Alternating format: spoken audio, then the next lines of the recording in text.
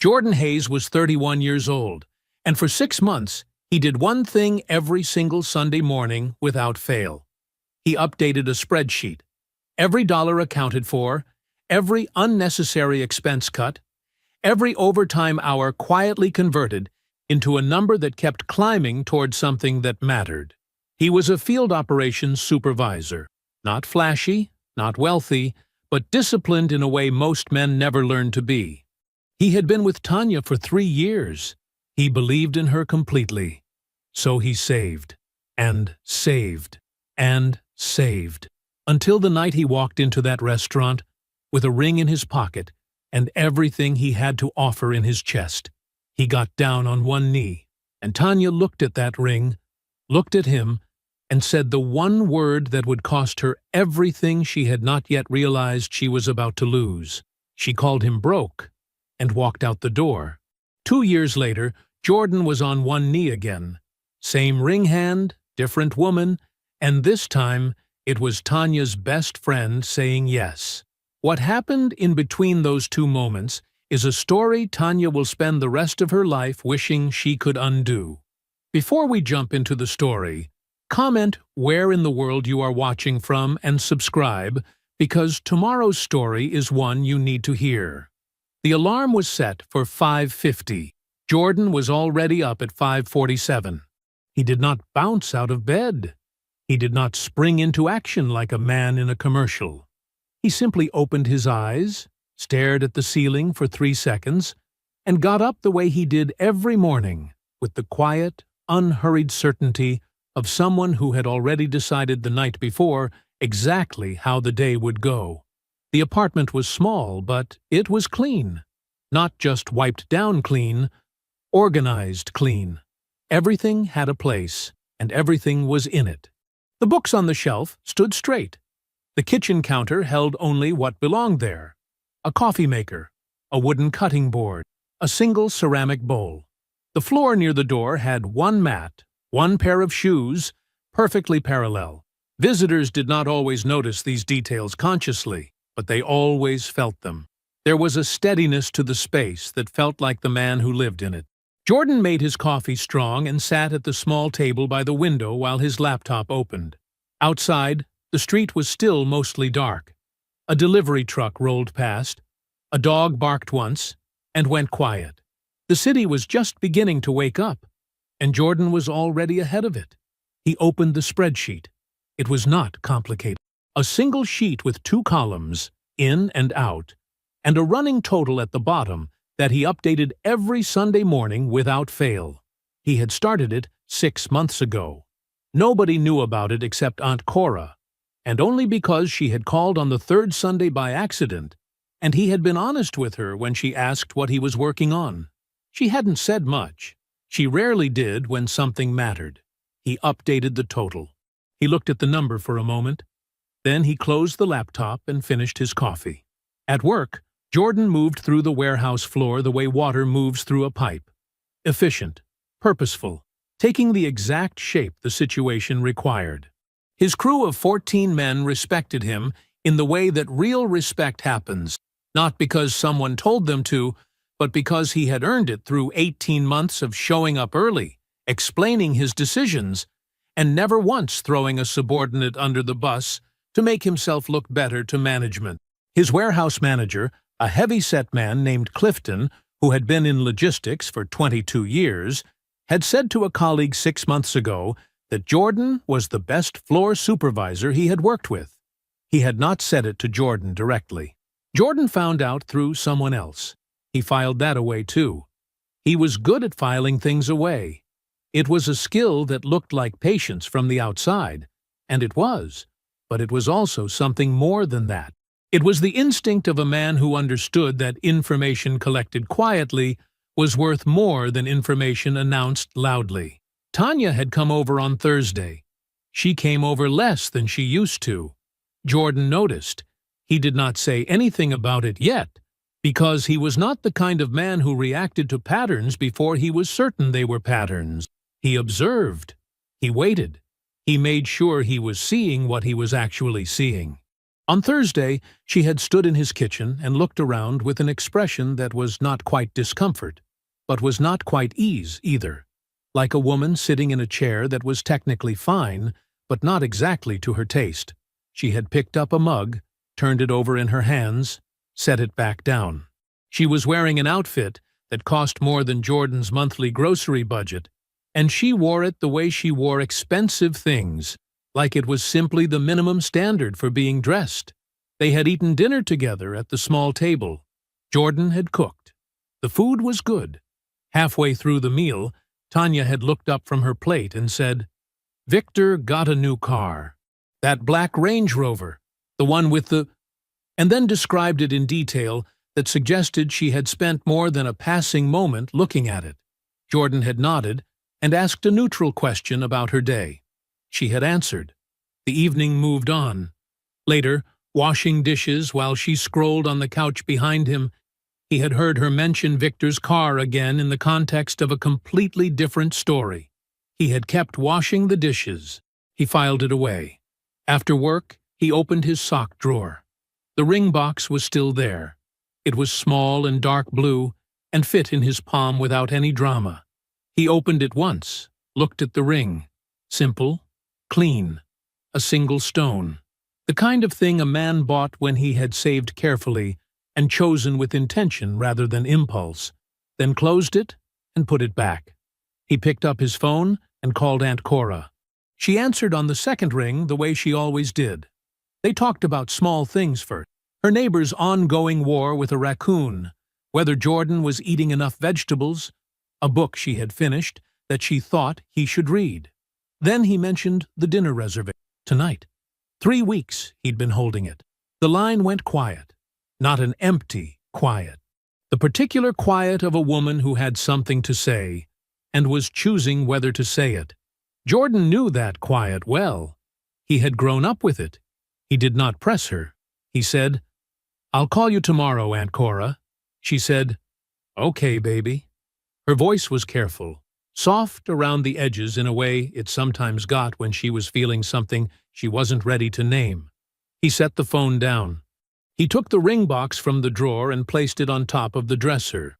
Then he stood in front of the small mirror above it and straightened his tie, a deep navy, the one he had bought for his last big job interview and kept for occasions that deserved it.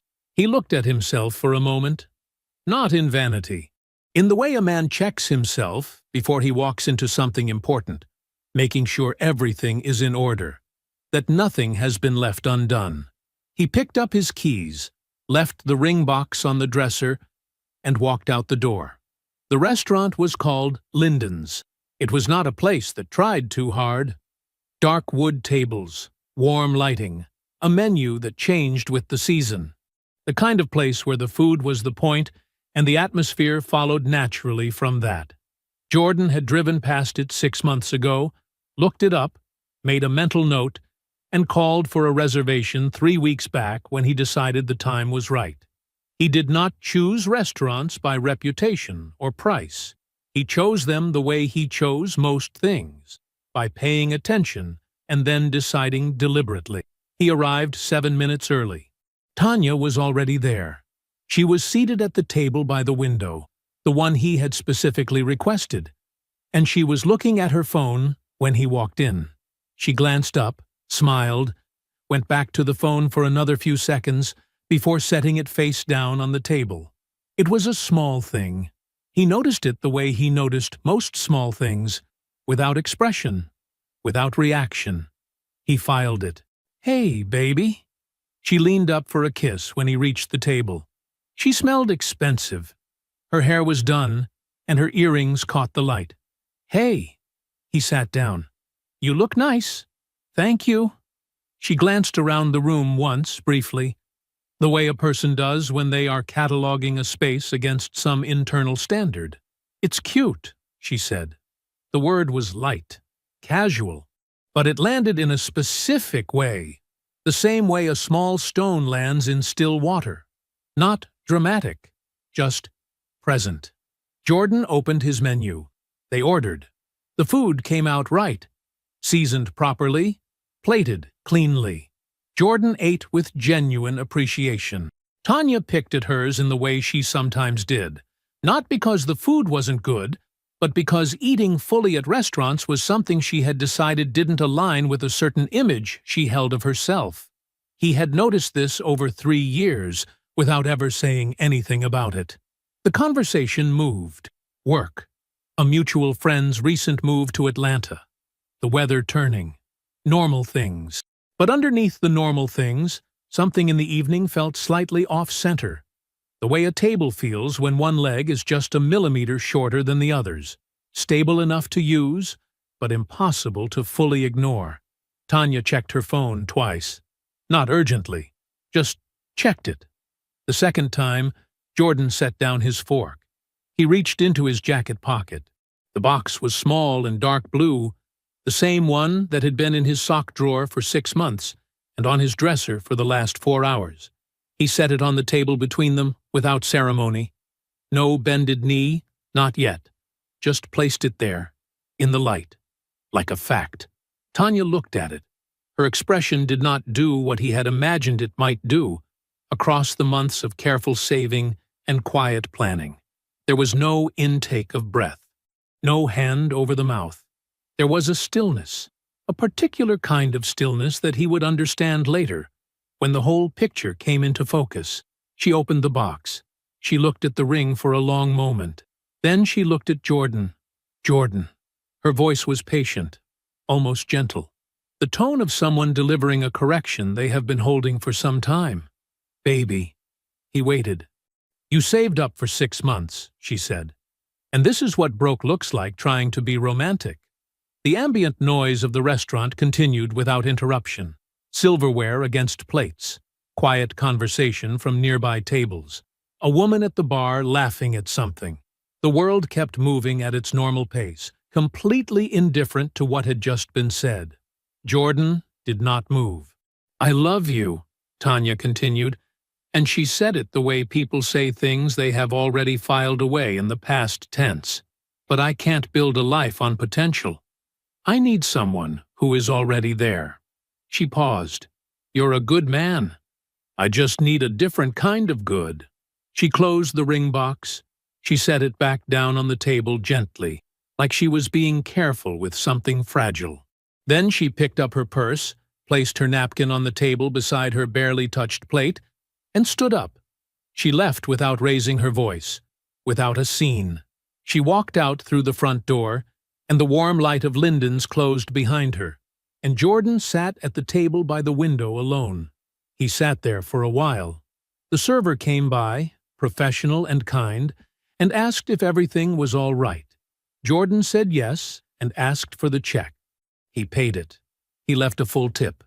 He picked up the ring box, put it back in his jacket pocket, walked to his car, and drove home. He did not turn on the radio. The apartment was exactly as he had left it. Everything in its place. The ceiling light in the bedroom was still off. He did not turn it on. He sat on the edge of the bed in the dark for a few minutes, still in his good jacket and his navy tie, holding the ring box in both hands. Then he stood up. He opened the sock drawer. He placed the ring box inside and slid the drawer shut. He sat at the small table by the window. He opened his laptop. He found the savings spreadsheet. 6 months of careful, quiet work.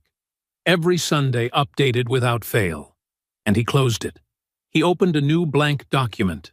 He sat there in the dark and the silence, the cursor blinking on the empty page. And after a long moment, he began to type.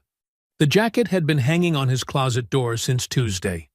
It was a caramel-colored blazer, expensive, the kind of thing Tanya bought herself on principle. She had left it after the last time she stayed over, 3 weeks ago, maybe longer. Jordan had noticed it every morning when he got dressed, and had not touched it. Now, 3 days after Linden's, he took it off the hook, folded it over his arm, and drove to her building. He was not going to knock on her door. He had no desire to see her, and nothing left to say. His plan was to leave the jacket with the front desk and drive home. Simple. Clean. The way he preferred things. The lobby of her building was a small carpeted space with a security desk and a set of elevators that took too long. Jordan had been inside it maybe 30 times over 3 years. He knew the afternoon doorman by face, if not by name. He was almost to the desk when the elevator opened and a woman stepped out. Mid-20s, lanyard around her neck, work bag over one shoulder, clearly headed somewhere with intention. He recognized her vaguely. One of Tanya's colleagues. They had met at some work event, a rooftop thing last summer, briefly. She recognized him at the same moment. "Jordan." "Hey." She smiled, easy and familiar. "Visiting Tanya?" "Just dropping something off." He held up the jacket slightly. "Oh, nice." She shifted her bag. "Tell her I said hey. And tell her I hope everything is okay." She seemed kind of stressed this week. She said it the way people say things that are observation rather than concern, already moving toward the door. Jordan kept his voice neutral. "Stressed about what?" The woman paused, tilted her head slightly. Something in the way she looked at him shifted. A small recalibration, like she was deciding something. "Oh, just the thing with her brother, I think." She shrugged. She and Reggie were going back and forth about something. I only caught part of it. A brief pause. "He had pulled your LinkedIn. Was running your numbers through one of those salary benchmark tools. Industry comparisons, that kind of thing." She said it casually, the way people relay gossip that they have already mentally filed as harmless. She mentioned it a couple times over the last few months. Jordan said nothing. The woman seemed to hear the silence a half-second late. Something crossed her face. The specific discomfort of a person who has just realized they have handed someone a live wire. "Anyway," she started. "Thank you," Jordan said simply. She nodded once, uncertain, and pushed through the door. Jordan stood in the lobby for a moment. Then he walked to the front desk, left the jacket with a note that said, "Only Tanya's, left at mine," and walked back to his car. He sat in the parking lot for a while. Not long, but a while. What he was doing, he understood, was allowing himself to hold the complete picture now that all the pieces were finally in place. The two mentions of Victor's car at dinner, the way she had stopped staying over, the particular stillness on her face when she saw the ring. Not surprise, not hesitation, but the stillness of a person confirming a conclusion they had already reached. She had known before they sat down at Lyndon's. She had known before he made the reservation.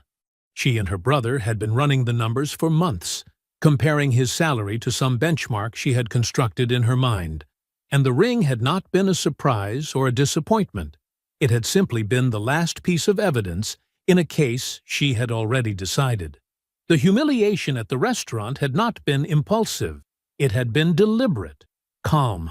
The verdict of a woman who had made up her mind quietly and waited for the right moment to read it aloud. Jordan started the car and drove home. Inside, he made coffee he didn't particularly need and sat at his table with his laptop. He pulled up the supply chain management certification program he had bookmarked 11 months ago and talked himself out of 4 times since. 240 hours. Online, self-paced.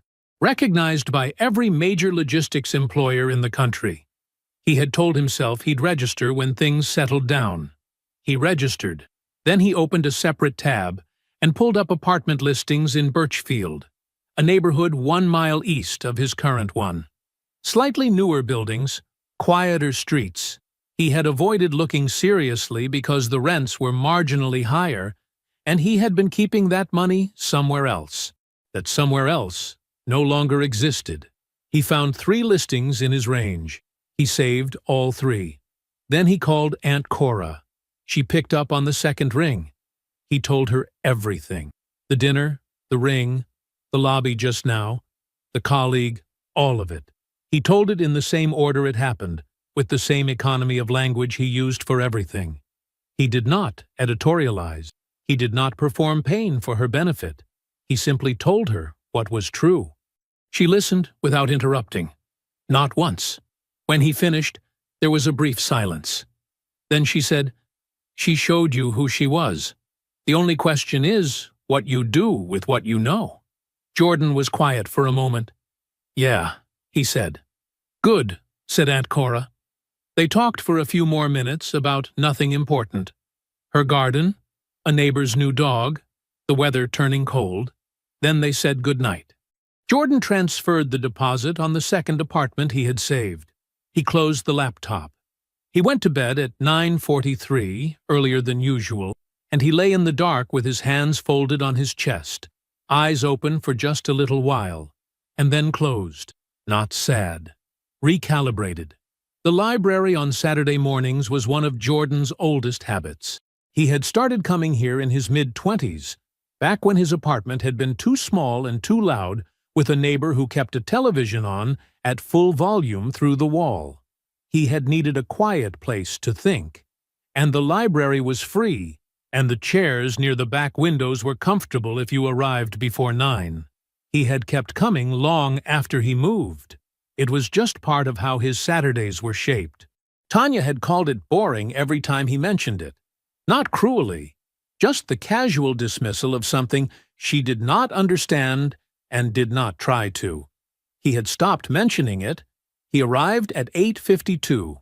He signed in, got his usual table in the back corner. 4 seats, good light, far enough from the children's section that the noise was manageable, and spread his certification materials out with the methodical care of a man setting up a workstation. Study guide on the left, printed practice modules in the center, a legal pad and 2 pens on the right, 1 blue and 1 black. His coffee in a sealed travel mug set on the floor beside his chair. He opened to Chapter 4 and got to work. He was 40 minutes in when he heard the chair. Not the sound of someone sitting down, the sound of a chair being pulled out with a foot. The clumsy, efficient motion of someone whose hands were completely occupied. He looked up. Dana Washington was setting a stack of law books on the table across from him. The stack was significant. She had them balanced against her chest with her chin resting on the top spine to keep them steady, and she was lowering them with the focused caution of someone diffusing something. When they landed flat on the table, she exhaled, looked up, and saw Jordan. They both went still. It was maybe 2 seconds, long enough to feel it, short enough that neither of them had to decide what to do with it, because Dana reached down, picked up the top book from the stack, and held it up with both hands, plain and simple, like a caption. "Bar exam," she said. Jordan held up his study guide. "Supply chain." She nodded once. He nodded once. They both looked back down at their materials. The silence between them was not uncomfortable. That was the first thing Jordan noticed. It did not have the specific tension of 2 people pretending to ignore each other. It was just 2 people working in the same space, which was the only thing either of them had come here to do. He worked through Chapter 4. She worked through something with yellow tabs and margin notes so dense they were practically a second document. Outside the tall windows, the morning moved from early to mid. Someone's child was reading aloud near the front. A library cart squeaked past on the other side of the shelves. Jordan was in the middle of a practice problem about freight classification when something slid across the table. He looked up. Dana was already looking back at her book. She had pushed a granola bar, still in the wrapper, oats and honey, the kind from the vending machine near the entrance, to the edge of his side of the table. She did not look up again. She did not explain it. He looked at the granola bar. He looked at her. She turned a page. He picked it up and ate it. They left at the same time, which was not planned. They simply both reached stopping points within minutes of each other, packed up with the parallel efficiency of people who had been doing this kind of thing long enough to do it without ceremony. They walked out through the main doors and into the cool November morning, and somehow, without either of them deciding to, they were walking to the parking lot at the same pace. They talked easily, not about anything that mattered. The air conditioning inside the library, which ran cold even in November, for reasons nobody could explain. Whether the certification was worth the $240 in study hours, Dana thought probably yes. Jordan was reserving judgment. The parking situation on this block, which had gotten worse since the new coffee shop opened on the corner. It was the kind of conversation that costs nothing and asks nothing. Jordan had forgotten, briefly, that it was possible to talk to someone that way. They reached the point where the lot split toward two different rows of cars. Dana stopped walking. She looked at the ground for just a moment, the look of someone choosing words rather than running out of them. For what it's worth, what she said wasn't okay. She said it to the pavement first, then looked up at him. Nobody deserves that. She did not wait for him to respond. She turned, walked to her car, and got in. Jordan sat in his car for a few minutes without starting the engine. He was not thinking about Tanya. He was not thinking about the restaurant, or the ring, or the lobby 3 weeks ago. He was mostly just sitting, which was something he rarely allowed himself to do without a reason. He drove home, made lunch, reviewed his practice modules for another hour. Then he called Aunt Cora. They talked about the certification first. She asked good questions, the kind that required real answers, and he found himself explaining the material more clearly than he had expected to. Then the conversation loosened the way it did when neither of them was in a hurry, and somewhere in the middle of it, without particular weight, he mentioned that Dana Washington had been at the library. Aunt Cora went quiet. Jordan recognized the silence immediately. It was the same one from the phone call the night he told her about the ring. The silence that meant she had something to say and was choosing her words. This time, he asked, "What are you thinking?" Aunt Cora was quiet for one more beat. Then she said, "Keep studying." Jordan almost smiled. "That's all." "That's plenty," she said. The coffee shop they had landed on was not the closest one to either of them. It was not the most convenient, not the cheapest, not the one with the fastest service. It was the one with the corner booth by the window that fit 2 people and a spread of work materials without feeling crowded. And it was the one where the counter staff had stopped asking for their names for the cups, because they already knew them. This was the 4th time. Jordan had ordered first, black coffee, no argument. Dana had ordered a cortado with an extra shot and a glass of water, which the barista had already started making before she finished asking. They had taken the corner booth without discussing it and spread out their things with the same unconscious efficiency they had first discovered at the library 6 months ago. 2 people who worked the same way, finding each other's rhythm without effort. Dana was reviewing a motion response. Jordan was working through a logistics framework for a regional audit his company had scheduled for the following month. Between them on the table, 2 drinks, 1 shared set of napkins, and a comfortable silence that neither of them had to maintain. That was the thing about it. The silence didn't need any work. "This opposing counsel writes like he's being paid by the word," Dana said, without looking up. Jordan glanced over. "Is he?" "Probably." She made a note in the margin, swift and exact. 42 pages for something that should be 12. Some people think more words make a stronger argument. Some people are wrong. She turned the page. Jordan smiled at his laptop screen and said nothing. The certification had come through in March. 9 months of study, 4 practice exams, 1 real one. He had passed with a score he had not expected to mention to anyone, and had mentioned to no one except Aunt Cora, who had asked for the number specifically and then repeated it back to him like she was recording it somewhere. The promotion had followed in June. Not immediately. There had been an interview process, 2 rounds, a panel that included the regional VP he would eventually be reporting to. Jordan had prepared for it the same way he prepared for everything, thoroughly and without performance. He had brought documentation of every metric from the past 2 years of his operations record. He had answered every question directly, without embellishment, without hedging. The regional VP had called him the following week. The offer was better than he had anticipated. He had not accepted it on the call. He had thanked them, asked for 48 hours, and spent those 48 hours reviewing the full compensation structure, the scope of responsibility, and the advancement timeline with the same careful attention he gave every contract. Then he had called back and asked for $12,000 more than the initial offer. They had countered at $8,000. He had taken it. His new apartment was the 2-bedroom he had been tracking for months. Same neighborhood he had moved to after the breakup. One better block. A home office that was just a spare room with a door and good light, but that was enough.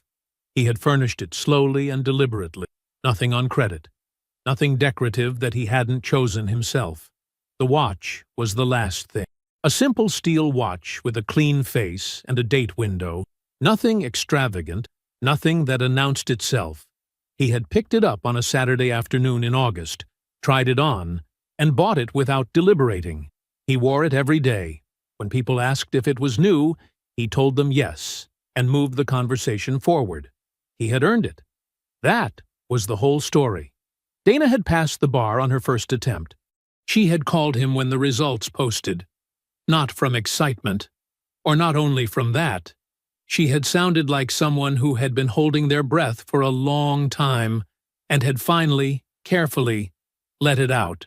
He had been in the parking lot of his office when his phone buzzed, and he had sat on the hood of his car in the afternoon heat and talked to her for 20 minutes. She had started at the boutique firm in September. Civil litigation, some commercial work, the kind of environment where you were handed real files and expected to carry them. She was finishing her MBA at night, 2 classes a semester, the same way she had done everything, one careful, committed step at a time. Their texts had become calls somewhere around month 3. The calls had become coffee at month 5. The coffee, this booth, these particular rhythms, had become a thing they did twice a month, then 3 times, then whenever the week allowed. Neither of them had named it. On this particular afternoon, Jordan finished the section he was working on and leaned back for a moment. Dana was still reading, her pen moving in small focused strokes, one elbow on the table and her chin resting in her hand. The afternoon light came through the window at a low angle and settled across the table between them. He looked at her. She looked up. Neither of them looked away. The coffee shop made its ordinary sounds around them. Someone ordered at the counter. A chair scraped the floor 2 tables over. Jordan and Dana held each other's eyes in the easy, unhurried way of 2 people who already knew, and neither of them said a word. The botanical garden was a 30-minute drive from their apartment, and Jordan made it in 25. Not because he was rushing, because the morning had gone smoothly, and the roads were clear, and sometimes things just line up. He parked and sat in the car for exactly 1 minute. Not nervous, just present. The garden was doing everything October could do. The maples along the main path had gone the deep, urgent red that only lasts about 2 weeks before the wind takes it. The ginkgo trees were pure yellow, the kind of yellow that looks lit from inside. The air was cool without being cold, and the afternoon light came in low and golden the way autumn light always does, like the sun is taking its time on the way down, like it knows the days are getting short, and it is making each hour count. Jordan walked the familiar path slowly. This was the garden he and Dana had visited on their 3rd date. She had mentioned it once, early in their friendship. Just a passing comment, almost nothing. I always meant to go. Never made the time. He had remembered it the way he remembered most things, quietly, completely, without effort. So he had suggested it. She had lit up in a way she tried to keep contained and did not quite manage. They had walked the whole thing that afternoon. 2 people who were still pretending they were just friends, pointing at plants they couldn't name, and making each other laugh at nothing in particular. She had stopped on the stone bridge to look down at the water garden below, and he had stood next to her and understood, very clearly, that he was in trouble. Today he walked the same path alone, arriving ahead of her. He had told her. That was the part that felt exactly right. There had been no elaborate concealment, no misdirection. One evening, maybe 6 weeks ago, he had looked across the kitchen table at her and said, simply, "I've been thinking about asking you to marry me." She had looked up from her laptop. "I've been thinking about you asking, too." He had smiled. "When will you know you're ready?" She had held his eyes for a moment. "Jordan, I already am." So this afternoon was not a question. It was a confirmation. A ceremony of something they had both already chosen, held in the place where he had first understood what she meant to him. He stood at the stone bridge now, facing the water garden. The koi moved slow and orange beneath the surface. The reflection of the trees shimmered in the water, all that red and gold, broken up and rearranged. A pair of ducks moved through the far end without urgency. He heard her footsteps on the path behind him. Dana was wearing a burnt orange coat he had not seen before. She had her hair down. She was smiling before she even reached the bridge, the kind of smile that had already started somewhere back on the path. "You're early," she said. "I'm always early." "That's true." She came to stand beside him, looked out at the water. "It's prettier than I remembered." "Yeah," he said. But he wasn't looking at the water. She caught him looking. The smile changed into something quieter and more certain. Jordan reached into his jacket pocket. He turned toward her and went down on one knee on the worn stone of the bridge, and Dana's hands flew up over her mouth before he had finished the first sentence. He told her, in the plain, careful language he used for everything that mattered, that she was the clearest choice he had ever made, that she made him feel like exactly who he was, and that was enough, that he wanted to build something with her, not perform it, not photograph it, just build it, day by day, for as long as they had. He asked her to marry him. She said yes before the question finished forming. He stood up. He held her face in both hands, and she was laughing, and her eyes were wet, and the afternoon light was doing everything he could have hoped for. Gold and warm across the bridge, and the water, and the red and yellow trees behind her. On the elevated walkway above the water garden, Tanya stopped walking. Her friend said something behind her. She did not hear it. She had both hands on the wooden railing. From the walkway, she had a direct, unobstructed view of the stone bridge below. The whole scene, perfectly framed, the way a photograph would frame it. Jordan on one knee, Dana's hands over her mouth, the ring catching the light as it slid onto Dana's finger. She watched Jordan stand up. She watched him hold Dana's face. She watched them together, in the amber October light, close and unhurried, like people who were not performing anything for anyone, like people who were simply, entirely, in the right place. Tanya's friend said something again. A question this time. Tanya did not respond. She stayed at the railing for another moment. Then she turned and walked back the way they had come. She did not take any photographs that afternoon. That evening, her phone rang. Reggie. She stared at his name on the screen for 2 full rings. Then she picked up. "Hey," he said. "How was your day?" "Fine," she said. "It was fine." Dana found the old phone in a shoebox. It was buried under a stack of notebooks at the back of her closet. A phone she had replaced 2 years ago and never fully cleared out. She only dug it out because she was looking for a charging cable and found the shoebox instead. She plugged the old phone in out of habit, not expectation. It took 20 minutes to charge enough to power on. She was sitting cross-legged on the bedroom floor, sorting through a box of papers for the wedding guest list, when the old phone finally lit up. Notifications cascaded across the screen, old texts, old emails, old reminders for a life she had moved out of. She was about to set it aside when she saw the voice memo app.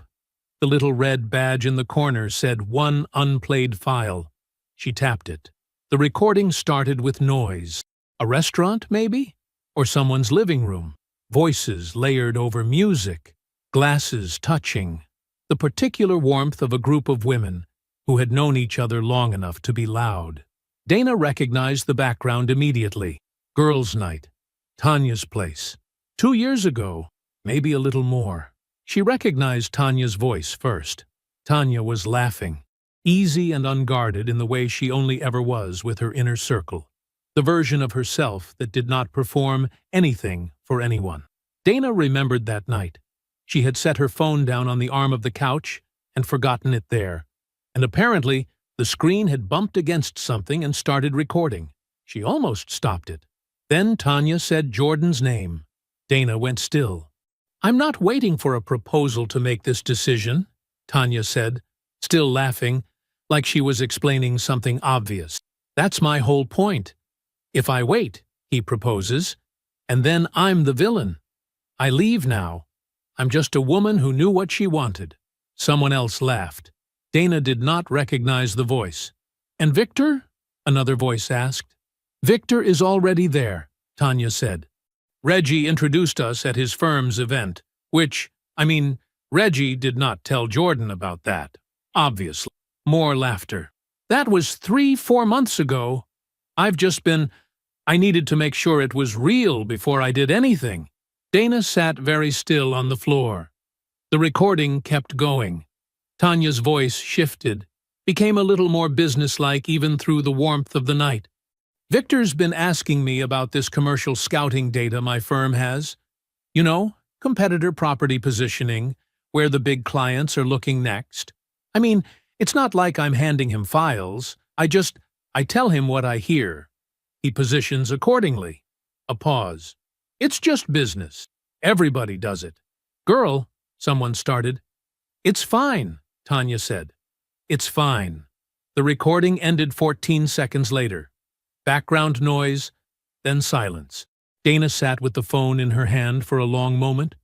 Then she got up, walked down the hall, and said Jordan's name. He listened to it once without moving. The only thing that changed was his jaw.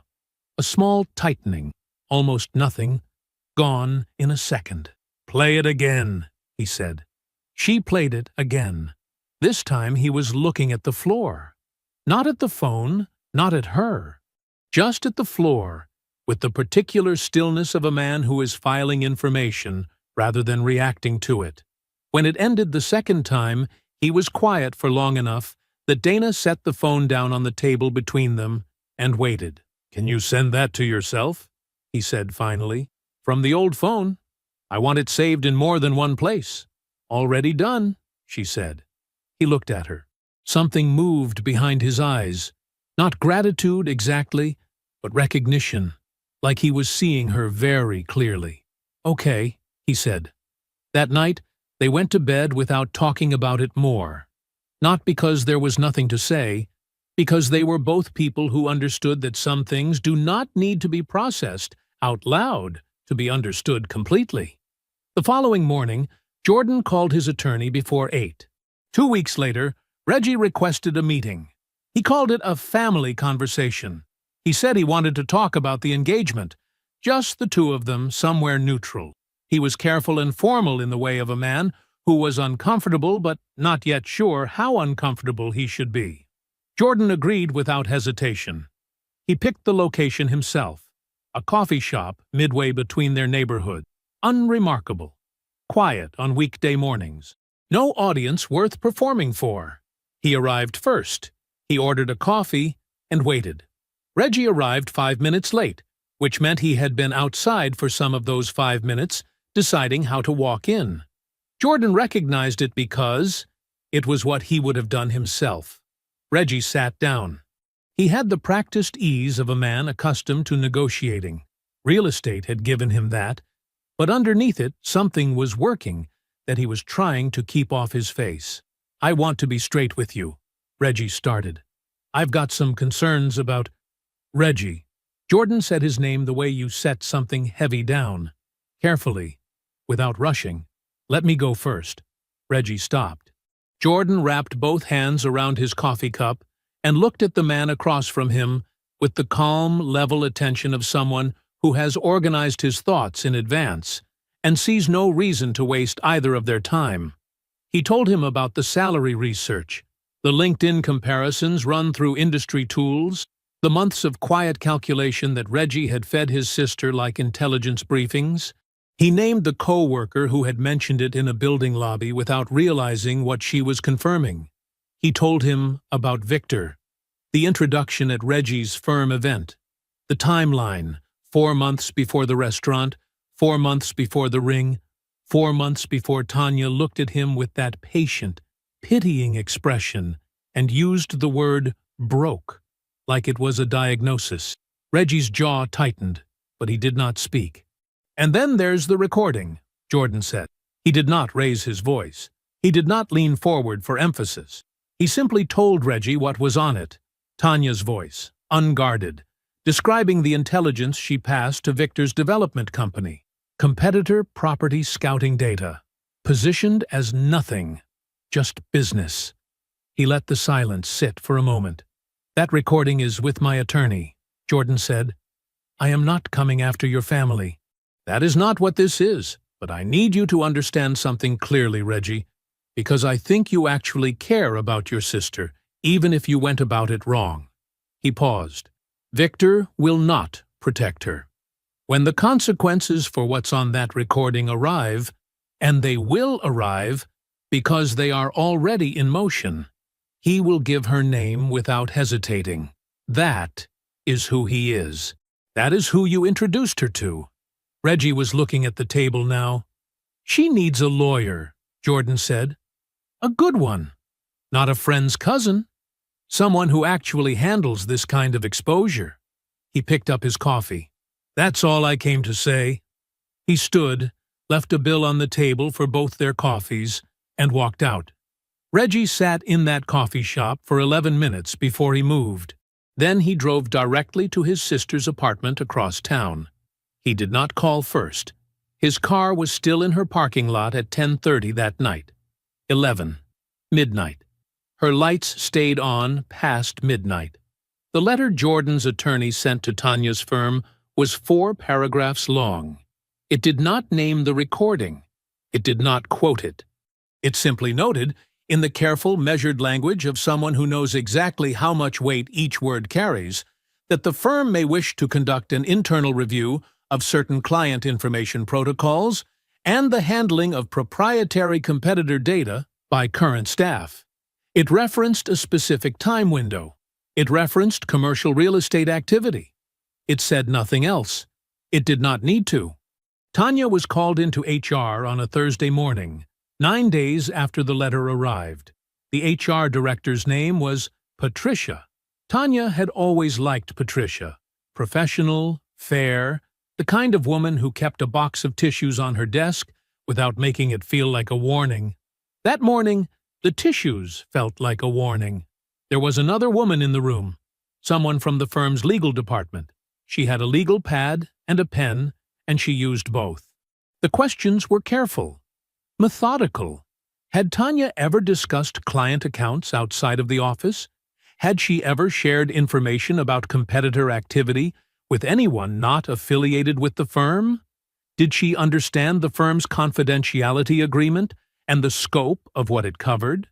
Tanya answered each question the way she had been answering questions her whole professional life. Composed, articulate, the language of someone trained to manage narrative. She said all the right things. She kept her voice steady, but she knew what they were looking for. She drove home that afternoon with both hands on the wheel and the radio off. 6 days after that first meeting, they called her in again. This time, there was a third person in the room. Victor's problems had been building longer than Tanya knew. A former business partner named Marcus Webb had filed a formal complaint with the State Real Estate Board 8 weeks earlier. Marcus had been burned on 2 separate deals with Victor. Deals where Victor's offers had arrived with suspicious precision, always slightly ahead of the competing bids, always positioned just well enough to close before Marcus could respond.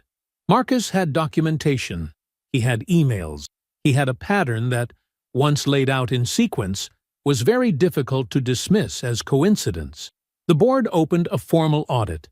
The audit moved the way audits move when the paper trail is substantive, methodically, thoroughly, and without mercy for whoever left the trail. At the same time, Dana's firm was handling a property dispute case that had been working its way through preliminary filings for 3 months. The opposing party had named Victor as a co-signer on a collapsed development deal. The allegation was material misrepresentation, that Victor had known, at signing, that the project's financial foundation was structurally unsound. Dana could not share case specifics with Jordan.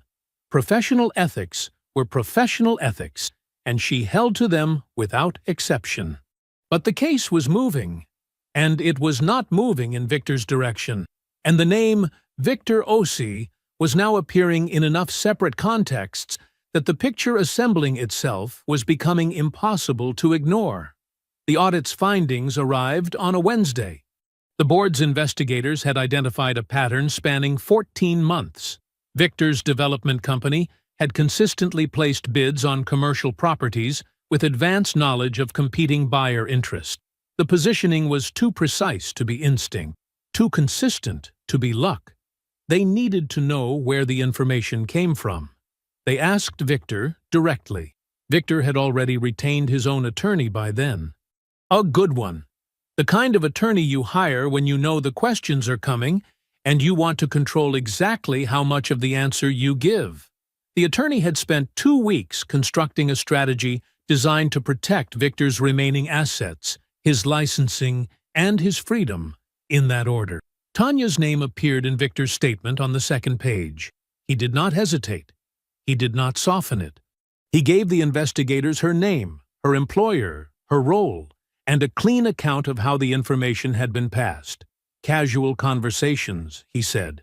She had volunteered it. He had not solicited. He framed it with the practiced precision of a man who had already decided who was going to absorb the weight of this and made his peace with that decision long before anyone asked him to make it. The investigator who called Tanya reached her on a Tuesday afternoon. She was at her desk. The call came from a number she didn't recognize, and she almost let it go to voicemail. Something made her pick up. The investigator's voice was polite and completely without warmth.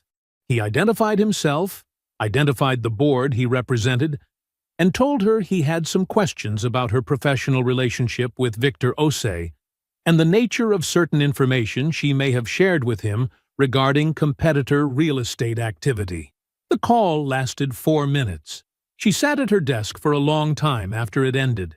Then she called Reggie. He picked up on the second ring. He listened without interrupting. When she finished, he was quiet for a moment, and then he said, "I'll find you someone, a real lawyer." His voice was flat and careful in the way of a man absorbing something he already knew was coming. "Don't talk to anyone else until then." He spent the next 6 weeks paying for it. He never said out loud that he felt responsible. He did not need to. The fact that he picked up the phone at all, that he wrote the checks without complaint, that he showed up to every pre-meeting consultation and sat in the waiting room, that was its own kind of confession. Victor stopped returning Tanya's calls 3 days after his statement was filed. She called once on Saturday, twice on Sunday. The third time, Monday evening, she sat on her couch and listened to his voicemail greeting. His voice, smooth and unbothered, asking her to leave a message, and she did not leave one. Tuesday came and went. Wednesday. She called again Thursday afternoon and got the same voicemail. This time she set the phone down on the cushion beside her and looked at it for a long time. The apartment around her was quiet, tastefully furnished, carefully curated, everything in its right place. The kind of space that photographed well. The kind of space that looked, from the outside, like a woman who had exactly the life she wanted. She picked up the phone, dialed again. Voicemail. She set it down. The morning arrived the way good things often do, quietly, without announcement. The sky outside the venue's tall windows, the pale gold of early autumn. Jordan was already dressed by 8. He stood in front of the mirror in the small back room the venue had set aside for the wedding party, turning slightly to check the shoulder seam. The suit was charcoal gray, clean lines, nothing that was trying too hard. Aunt Cora had helped him pick it 6 months ago, standing in the store with her arms crossed and her reading glasses pushed up on her forehead, rejecting the first two options with a single word each. No. No. When he put on the third, she had tilted her head and said, "That one." And that was the whole review. She had also made him steam it 3 times this morning. "It looks the same as it did the first 2 times, he said, holding the steamer. "Then it won't hurt you to do it again," she said, and handed him back the steamer. He did it again. Dana's grandmother's dress was ivory, with simple cap sleeves and a fitted waist that the seamstress in her aunt's neighborhood had altered from a photograph. An old one, slightly overexposed, the grandmother young and smiling in a way Dana had inherited entirely. The seamstress had gotten every measurement exact. The dress fit like it had been made for Dana in the first place, which was, in its own way, exactly true. When Dana walked into the ceremony space, Jordan stopped breathing for a full second. Not in a dramatic way. Not in the way of a man performing a reaction for an audience. Just stopped. 1 second, then started again. The ceremony was small. 43 people. Every one of them chosen. The officiant was a friend from Jordan's community college days who had gotten ordained online and practiced his remarks in front of his bathroom mirror for 2 weeks because he understood the weight of the thing he had been asked to do. He did not fumble a single word. The vows were written by Jordan and Dana separately and read to each other for the first time at the altar. Neither of them had let the other see them beforehand. Jordan's were 7 sentences. Dana's were 9. Both of them had to stop once. Aunt Cora sat in the front row, with a handkerchief already in her hand. Her toast came at the reception, after the meal, before the music. She stood up without being introduced. She was not a woman who waited to be called upon, and she held a small index card that she did not look at once. She said, "Jordan's mother was my sister. She raised that man on a teacher's salary and a set of values that could not be bought and could not be taken. And she did not live to see this day. And I am going to feel that every day for the rest of my life." She paused. "Dana, I knew what you were made of the first time Jordan said your name.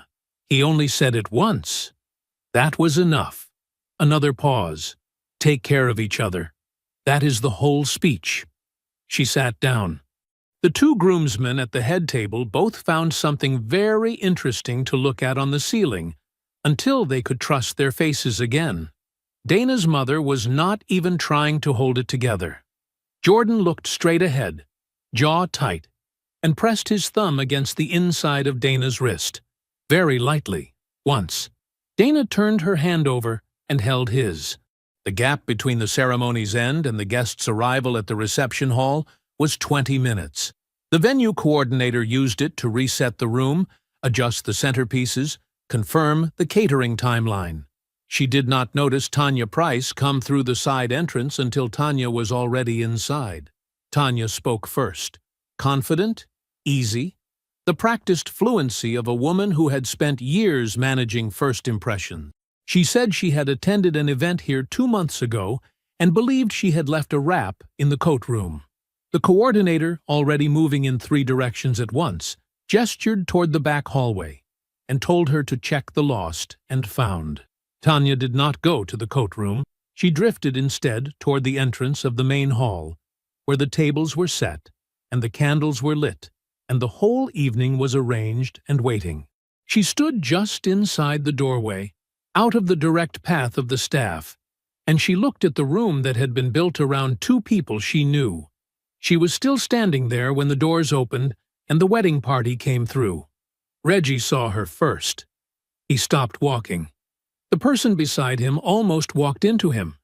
He looked at his sister across the room, her jaw set, her posture too controlled, standing in a place she had no business being, and something crossed his face that was not anger and was not surprise. It was the look of a man watching the last consequence of a very old decision arrive on schedule. He did not move toward her.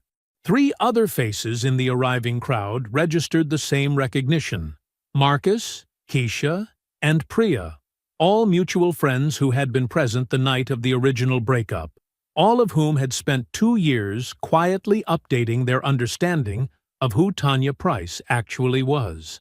Their reactions were small, a shift in posture, eyes that found each other for half a second, and looked away.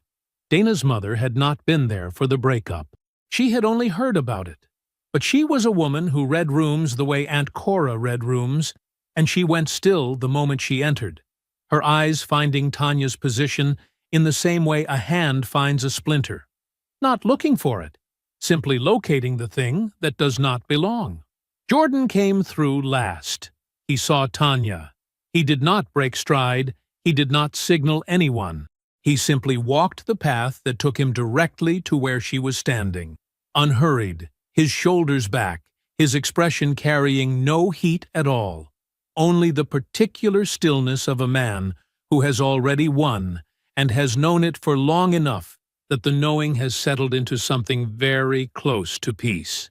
He stopped in front of her, not close enough to crowd her, just close enough to be absolutely clear. He looked at her for one moment, one full, quiet moment in which everything they had ever been to each other passed between them without a word. The 3 years, the ring box, the restaurant, the word broke, delivered in that patient, pitying tone, all of it present, acknowledged, and completely behind him. Then he said, "I'm going to ask you one time to respect my wife's day." Wife. The word landed with all the weight of something already completed, already real. She had not been there when it became true. She had missed the whole of it. A venue staff member materialized at Tanya's elbow, quietly, professionally, without theater. She did not argue. She did not speak. She walked with the staff member to the side door and went through it, and the door closed behind her. And that was the entire thing.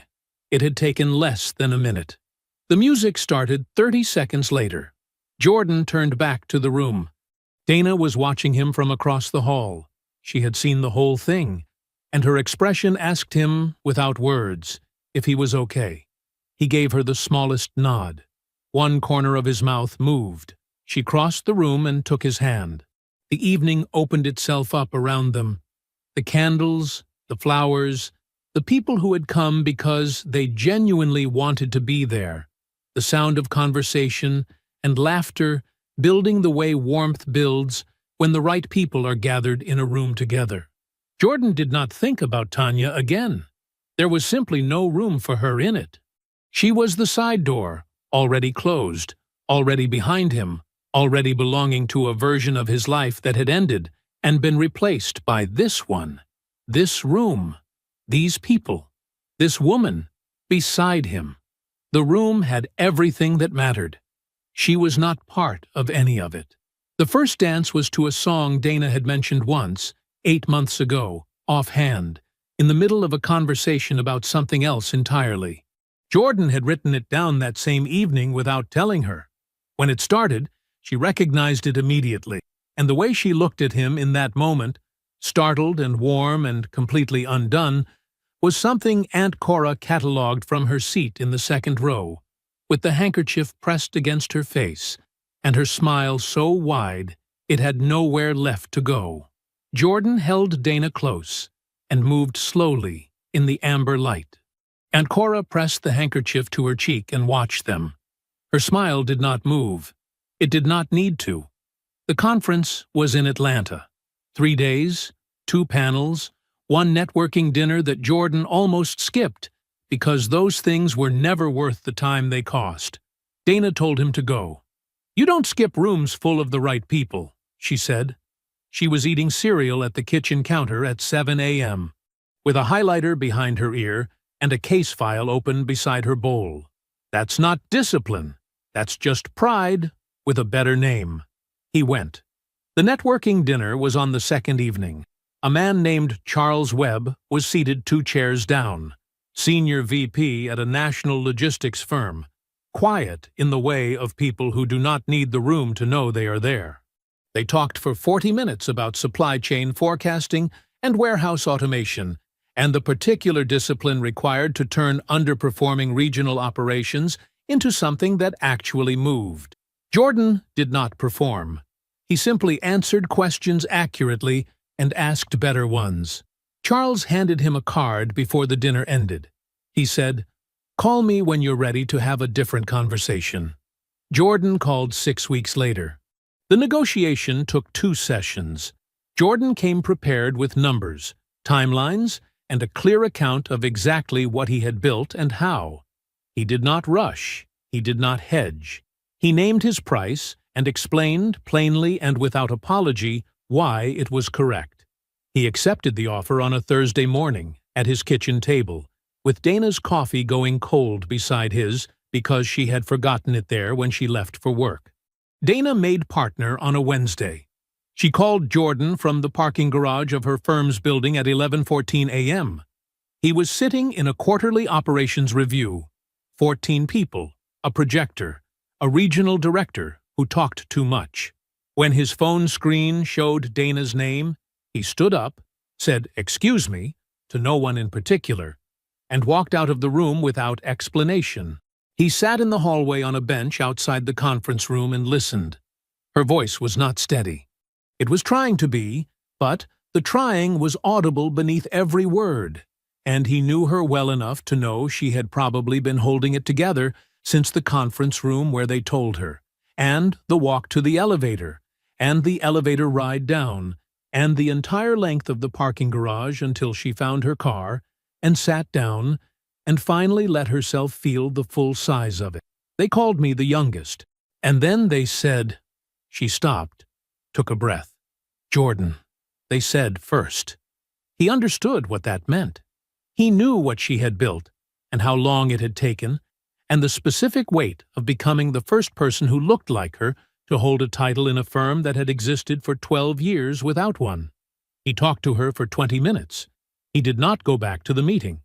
They had bought the house in the spring, a 4-bedroom in a quiet neighborhood with a backyard and a kitchen Dana had described as the whole reason during the second walkthrough. The nursery was the second bedroom at the end of the hall, painted a warm cream by Jordan on a Saturday in June, while Dana sat on a step stool reading him contract summaries because she could not help with the painting but refused to leave the room. Dana was 5 months along now. She was showing in the particular way of women who carry their whole lives forward with them, still sharp, still working, still the first one with a question ready in any room, just also, now, unmistakably more. Victor Osei accepted his plea agreement on a Tuesday in February, in a courtroom Jordan did not attend and had no reason to. The terms required him to surrender his real estate license, to repay a substantial sum to the parties his maneuvering had cost, to serve a period of supervised probation. The properties he had claimed as foundations of his wealth were liquidated as part of the settlement, and the number they produced was significantly smaller than the number his lifestyle had suggested. He relocated to another state.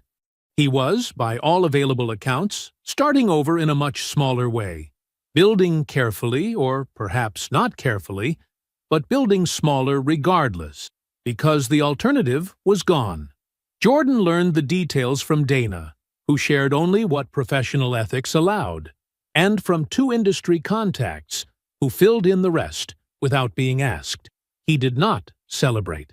He simply closed the file in his mind the way he closed completed spreadsheets, with the clean, quiet satisfaction of a man who had documented everything and waited patiently for the math to finish its own work. Tanya's process concluded with a fine, rather than criminal charges. Her attorney had argued, not entirely without merit, that she had not fully understood the implications of what she passed along. The firm handled her departure quietly, a lateral move on paper, a full removal of client access beneath it. The accounts she managed were reassigned. Her title stayed. Everything under it was gone. She relocated. She told people it was a fresh start. It was, but not the kind she had designed. Jordan found the original ring while unpacking the last of the boxes from the old apartment. He held it for a moment. He thought about the restaurant, the bill he paid alone, The drive home in silence. The word broke, delivered in that patient, pitying tone, by a woman who had already made her decision months before she said it out loud. He thought about a library table, 2 stacks of books, a granola bar slid across without ceremony. He put the ring in a small envelope with a short handwritten note. "I thought you might want this back. It was paid for." He mailed it to her forwarding address in the new city. He did not wait for a response. He did not think about whether one would come. He walked back inside his house and washed his hands at the kitchen sink. And that was the end of it. The baby slept in the late afternoon light. The nursery was warm and still, the cream walls holding the last of the October sun the way a cupped hand holds water, gently, briefly, for exactly as long as it could. Jordan stood in the kitchen doorway. Through the dining room he could see Dana at the table, her laptop open, a case file spread to her left, her coffee sitting at her elbow in the particular state of forgotten that meant she had been fully inside a problem for a while. Her highlighter was behind her ear. Her feet were tucked under her on the chair. She looked up. Something crossed her face, some thought, mid-formed, something she had just found in whatever she was reading, and she laughed. A quick, real, unperformed laugh, the kind that doesn't wait to check if anyone is watching. It traveled down the hall and found him before he even moved toward the doorway. I hope you enjoyed that one. Be sure to like the video and subscribe so you don't miss the next story. I've picked out 2 more for you that I think you'll really like.